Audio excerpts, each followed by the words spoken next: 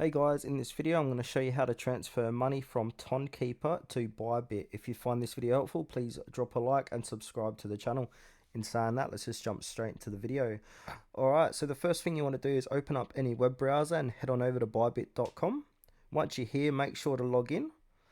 And once you've logged in or you've created a new account, you want to click on the deposit button here next to your profile. And now from here, you want to choose a coin to deposit. So we want to search for Ton. Here it is here. And now choose a chain. You want to click on Ton. So once you choose the Ton network, the sending address will pop up as well here. So what you want to do is copy that once that pops up. And now copy it and then open up your Tonkeeper wallet in your extensions here. So here's my Google Chrome extension, Tonkeeper wallet.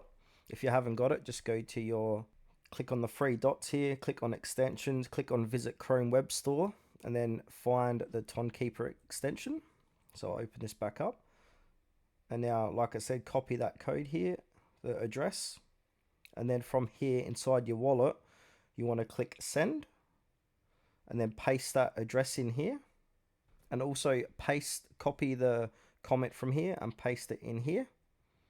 And I'm on the Bybit guide here, how to make a deposit. So you can have a read here as well if you are a bit confused or if you need more information. So choose the coin that you'd like to deposit.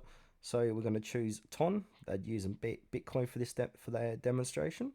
Now if we go on to the next page here, you want to click on chain type, which is the Ton network. And here's your copy the code. Yeah, so it all outlines here. So after you receive, put in the recipient address and comment, click on continue. Then select the amount of ton currency you would like to send to Bybit.